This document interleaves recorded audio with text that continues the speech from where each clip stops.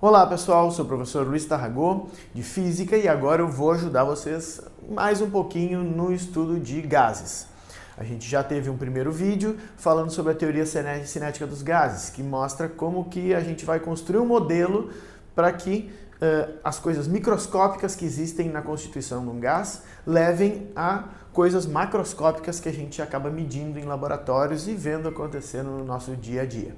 Tá? Então, essa aula é Gases Ideais 2, e aí nós vamos começar a falar sobre aquelas coisas que a gente mede de fato. Tá? Primeiro, nós vamos estudar agora as variáveis de estado. Primeiro, o que é um estado?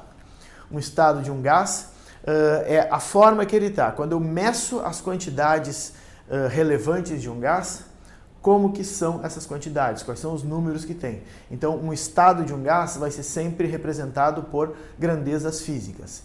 Em especial, aqui nos gases ideais, a gente vai usar como base, como grandezas físicas para descrever esse gás, primeiro, temperatura, que já é um nosso velho conhecido e a gente vê lá que está relacionado com a velocidade das moléculas de um corpo qualquer, de um material qualquer. Nesse caso, nós vamos estar falando especificamente de gases, então a velocidade das moléculas desses gases vão estar relacionados com a temperatura que a gente vai medir. O volume de um gás é uma coisa que não existe. Ela está sempre condicionada à existência de o gás estar preso em algum lugar, que é o recipiente. Então a gente nunca fala do volume de um gás, a gente fala do volume do recipiente que contém o gás, e tudo que vai acontecer com o volume é, na verdade, o que vai acontecer com o recipiente desse gás. Não é com o gás propriamente dito, simplesmente assim. É o recipiente que se modifica. Além disso, a gente vai tentar descrever o gás a partir também da pressão que ele exerce. O que é pressão? Se vocês forem lembrar lá da mecânica, pressão era força dividido por área. Então a pressão tem tudo a ver com a força que os gases, as moléculas dos gases vão exercer quando elas estiverem batendo nas paredes do recipiente. Então as moléculas batem entre si, elas fazem diversos processos. Um dos processos que elas fazem é chegar até a parede. Quando elas batem na parede, elas exercem uma força sobre essa parede, recebem uma força dessa parede e trocam a direção do movimento. Então, quando vocês veem lá um balão tem aquele formato, porque eu tenho lá moléculas de gás que estão batendo nas paredes do recipiente numa frequência altíssima, fazendo com que se mantenha aquele formato ali do gás. Ou melhor, do balão. Agora, se eu pego essas grandezas que a gente viu aqui, pressão, volume e temperatura, a gente vai ter algumas relações entre elas.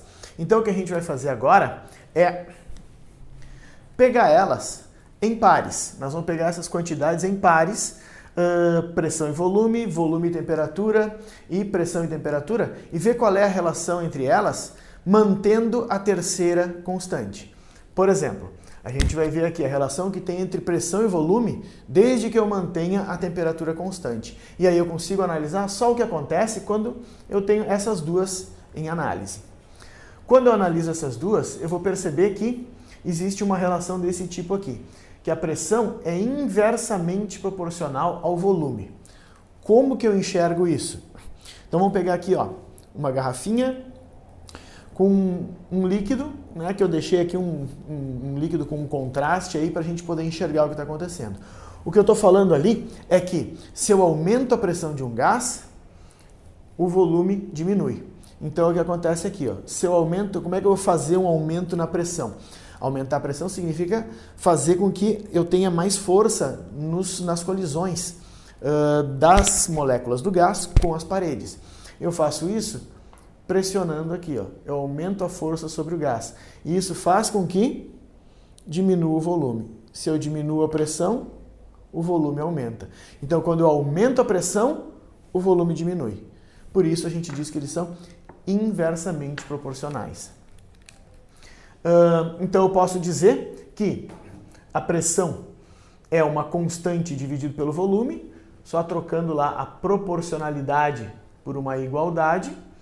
E por fim, a gente chega à conclusão que se eu chutar esse P para lá multiplicando, eu vou ter que pressão vezes volume é igual a uma constante.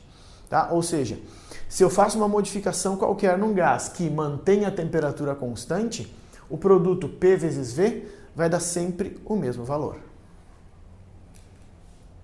Relação entre volume e temperatura.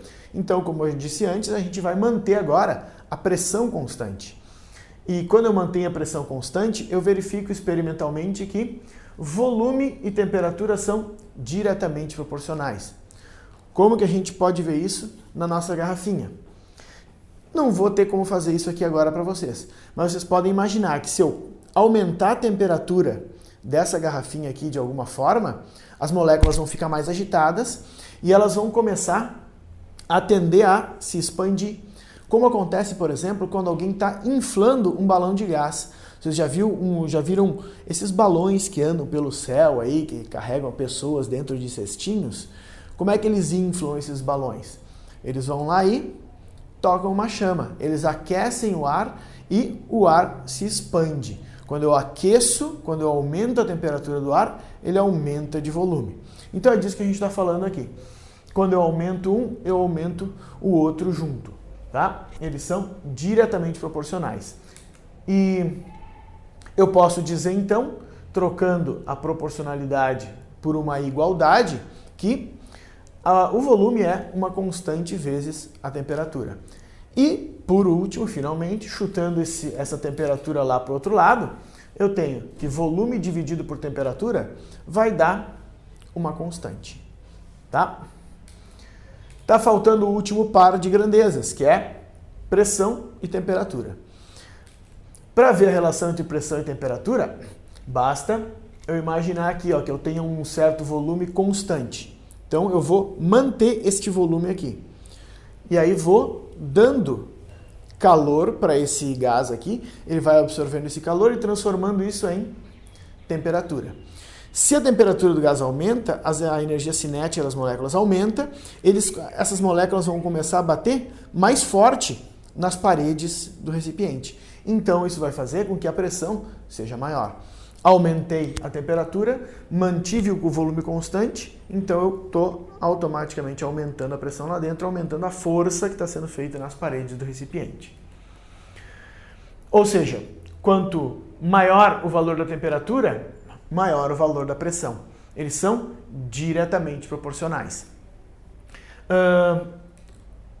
Posso trocar a proporcionalidade por uma igualdade, inserindo aqui uma constante. Então a pressão vai ser uma constante vezes a temperatura.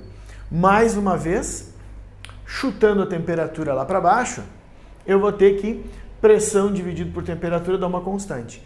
Então, tem um processo onde o volume se mantém constante. Se eu fizer pressão dividido por temperatura, antes de fazer um processo que modifique a pressão e a temperatura do gás, e depois, tem que dar o mesmo valor. Vai ter que dar uma constante. Juntando isso tudo, eu fico com essa condição aqui, de que pressão vezes volume dividido por temperatura vai dar uma constante. E por final, separando, quando eu faço uma transformação num gás, quando eu mudo o estado desse gás, eu tenho pressão vezes volume dividido por temperatura no primeiro estado, dando um determinado valor. Eu vou lá e faço uma transformação nesse gás. Então isso vai me dar novos valores de pressão, volume e temperatura, mas eles são tais que, se eu fizer essa continha aqui, no final e no início, vai dar o mesmo valor. Fique atento para as próximas aulas que vão conter exercícios que vão mostrar como é que essa coisa toda funciona na prática, em questões vestibulares e em questões mais básicas para vocês entenderem como é que funcionam essas coisinhas. Vai falar a respeito de unidades e coisas a respeito de gases de um modo geral. Então tá, até mais para vocês. Não esqueça de se inscrever no canal, curta lá se você gostou, divulgue o nosso trabalho, é de graça e não dói. Até mais.